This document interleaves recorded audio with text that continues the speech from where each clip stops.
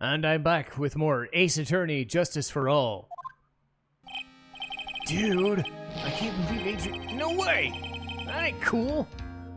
Not calm and cool collected Adrian Andrews. She's your manager. Would have been easy for her to pull this off. The only person who had easy access to the knife you used at dinner was her as well. So after the ceremony during the break, huh? I was sleeping like a log the entire time. Yeah, and she could have also easily planted the blood-covered button. Because she was the one who came to woke me up? Then, dude, you saying it was her? Yeah, she's the real killer, and she's the one who murdered Juan Carita. Why? I thought she was buds with him. She has her own agenda. Her own agenda? What are you talking about? I'm sure you'll see by the time this is over. It'll be alright, I'll get you acquitted by the end of the day. Get me a verdict that's refreshing like a spring breeze, okay, lawyer dude? Phoenix, you think her motive is related to Celeste Impact's suicide note? Yeah. Miss Andrews depended on her strength, and it was her reason to live. But then Miss Impact suddenly killed herself. Sounds like she left a suicide note and the person thought to have hidden it is Juan himself. That's why I think she got close to Mr. Carita, all to get the note back. It does sound plausible, but one thing bothers me. Who was it that first told us about the relationship? Better stated, Mrs. Andrews' dependency on Miss Impact's. It was Edgeworth. It looks like he's still the one in command of the ship. Don't let your guard down yet.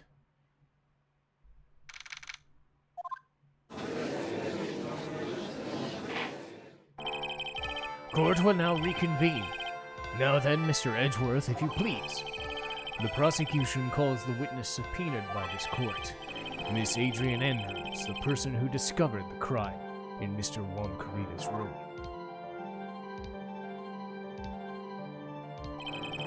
What is your occupation? I am the manager of the defendant in this case, Mr. Matt Angard. I see. Now then, before we begin, I do have a request. Yes, what is it?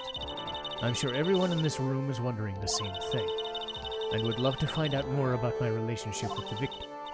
After all, it was the topic of a certain weekly magazine recently. I have no idea what you mean. I've never even heard of Gossip Land. If there was ever a prosecution witness, he'd ever have all my work for me. Anyway, I was wondering if you could please tell us about your relationship with the victim.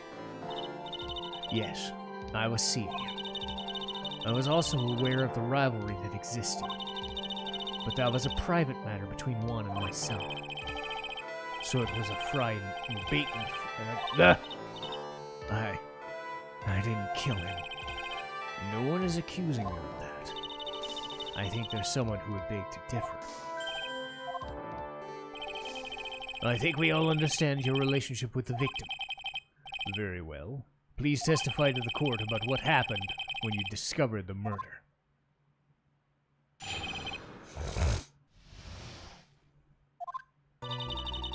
It was time for the show to start, so I get to get Matt from his room. After that, I went to Juan's room. When there was his dead body, I was in shock. When what I saw, naturally, was the exact same scene as in the crime scene photo. I felt as though I was supposed to faint, so I poured myself a glass of juice. Well, that's completely off. You poured yourself a glass of juice? I don't remember not to touch things in a crime scene, so I disturbed the crime scene by moving this thing. And that's when the fingerprints of the wine glass were made. I see. Well then, Mr. Wright, you may cross-examine the witness. She's one cool customer, and she has the brains to match. I know. In order to catch a person like her, you have to avoid head-on confrontations. You should disrupt her pacing. She's the type of woman who is easily thrown off by things inconsistent with her thinking. So you have to attack her when she least suspects it. The instant you let up on the offense is the instant this trial's over. Do you understand?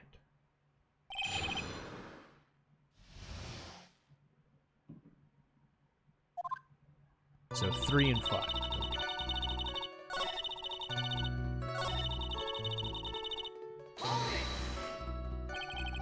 You were in shock? What? Was I not supposed to be? Miss Andrews is very calculating. And despite how close they were, I doubt she had romantic feelings for him. Anyone randomly stumbling on a dead body would be in shock. You can't seriously expect a young beauty like her not to be. Somehow I don't think beauty has anything to do with this, Edgeworth. I see.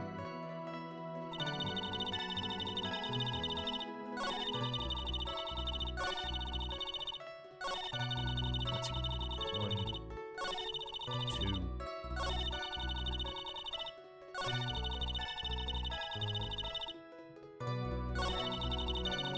3rd and 5th.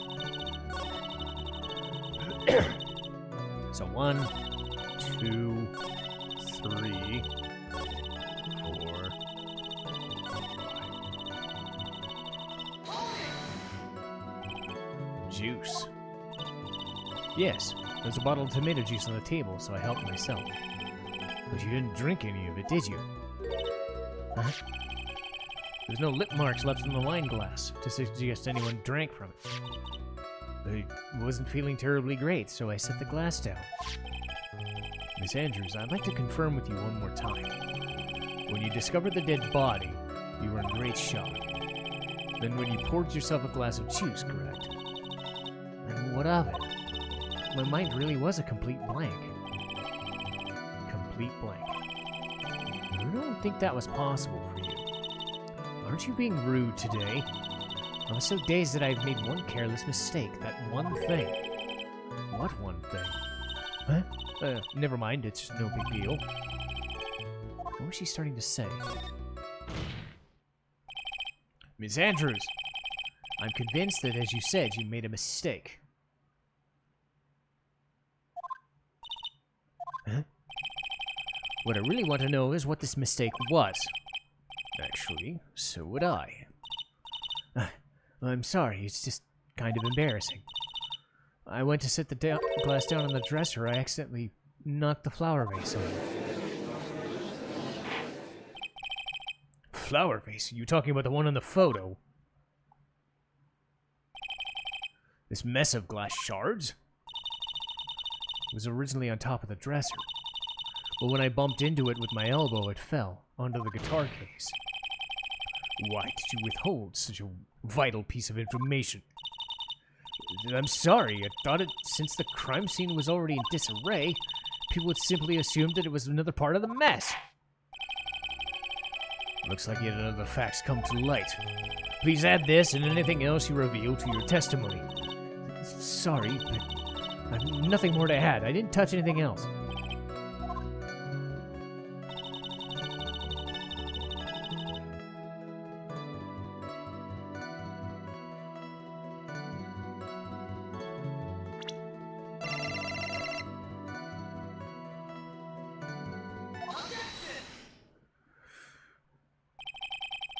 You testified that you knocked over the flower vase? Is that correct?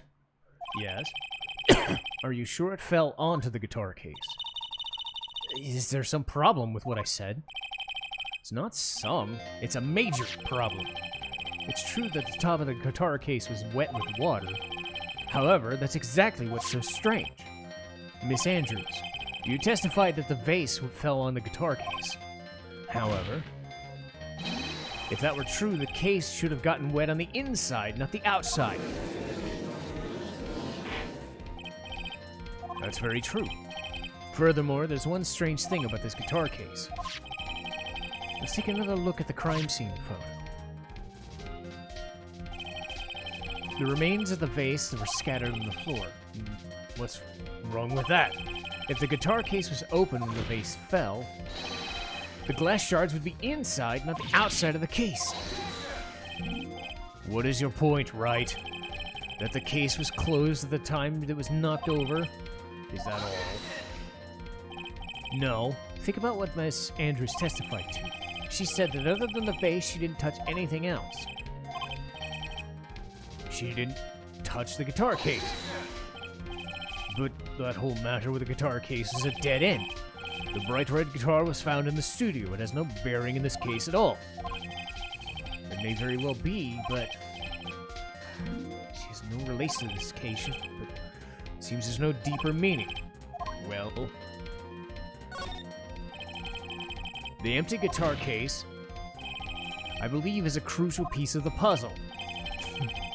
I can't believe anyone would reach for such straws, but it is you. I can't believe you're doing this either.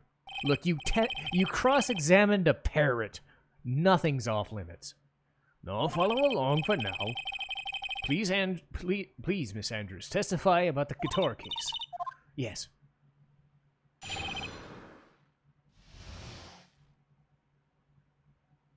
I don't remember too clearly because I was a bit dazed. I suppose I must have opened the guitar case after I knocked the vase open.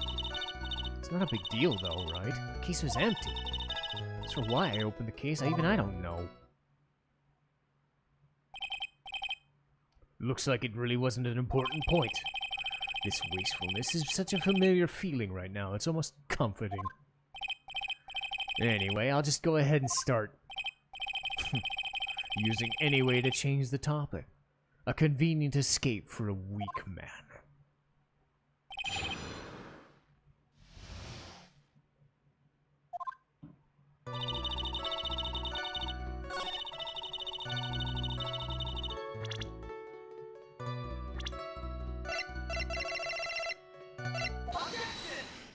She didn't have any fingerprints.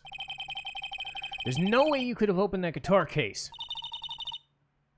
Why do you say that? That's elementary. Because the only fingerprints on the guitar case were the victims.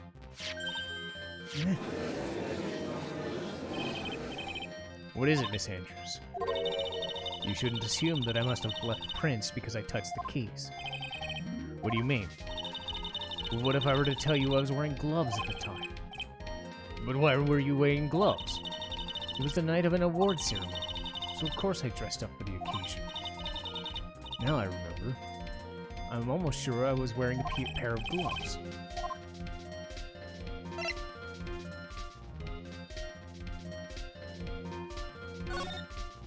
Wine glass, nickel silver. You weren't wearing gloves. Isn't that a little strange? What's so strange about it? Do you have something that I would prove I'm not wearing gloves at the time?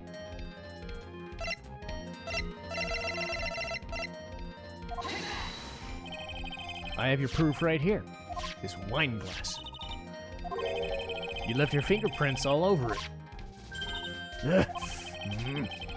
Even if you took your gloves off when you poured yourself this glass of juice, wouldn't you think it was just a little strange that you put your gloves back on just to open the guitar case? Wow. Where did those glasses come from? Does she have this? How the hell do people in these games always have a bag of holding for just glasses? First Rude in Final Fantasy VII, now Adrian Andrews. Fucking hell. Looks like you hit the nail on the head this time. What do you mean? I believe the guitar case plays an important role here. But it's just an empty case. I wonder if that's really if it was really empty, though. The bright red guitar was at the studio. Phoenix, drop all your preconceived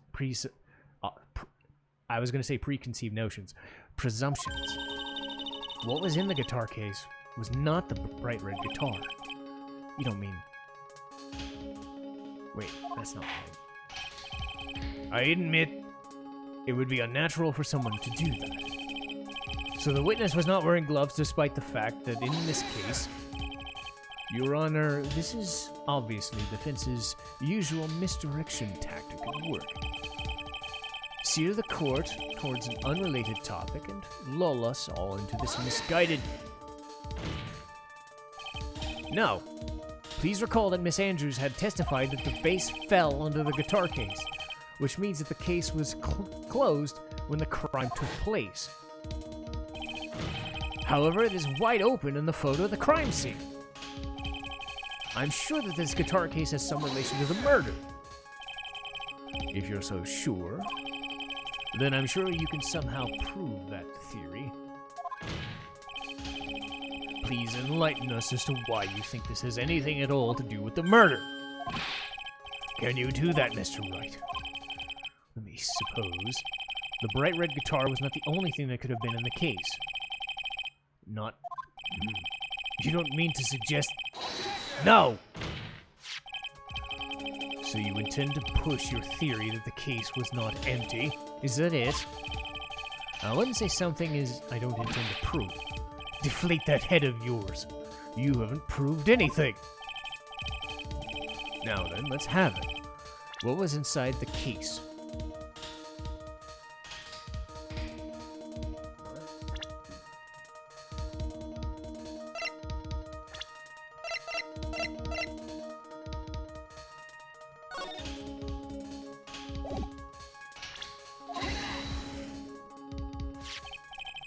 This is a photograph?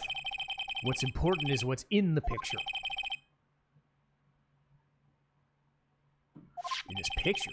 It doesn't take a genius to see what I mean. What I'm proposing is that inside the guitar case, with the hero's very own costume. What?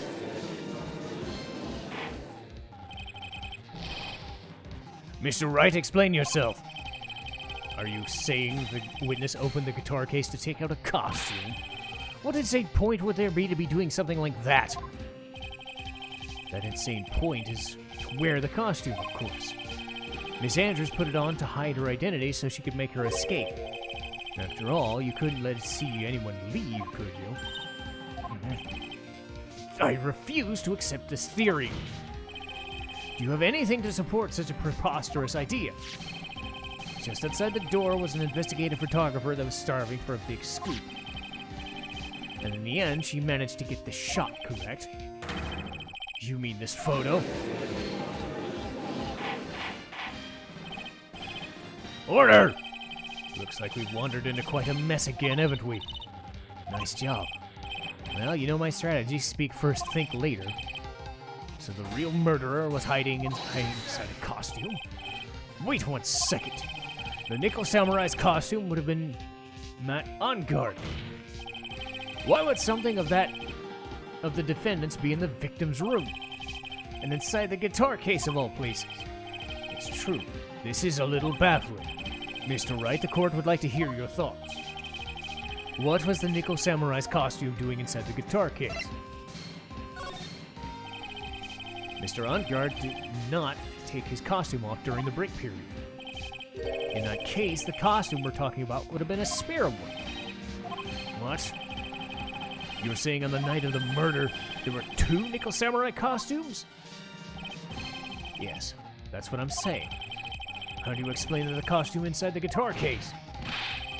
It would mean that the victim himself brought his spare to the ceremony on purpose. But why? The victim, Mr. Kurita, was the Jammin Ninja.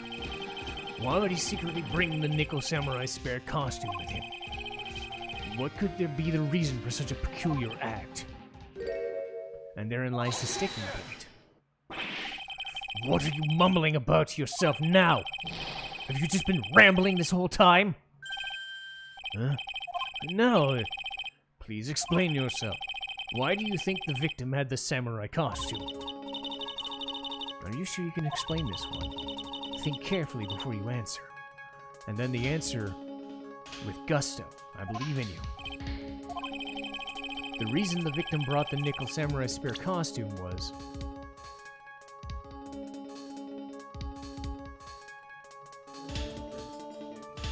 Okay.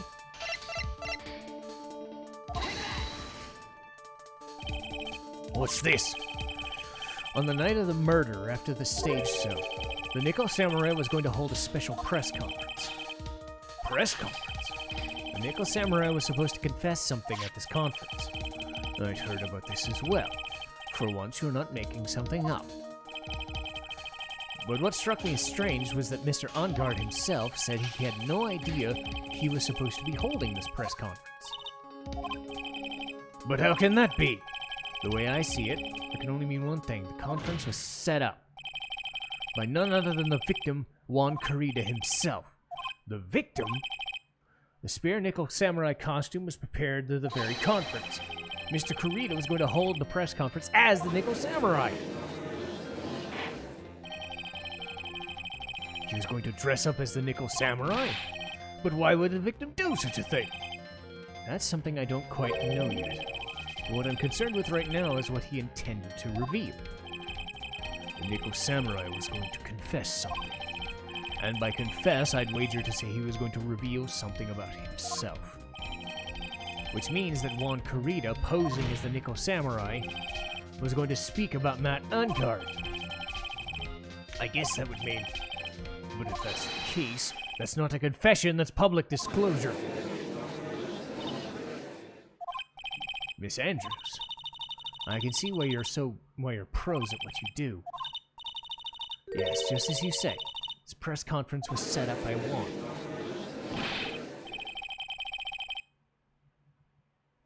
Miss Andrews, please offer an explanation for this.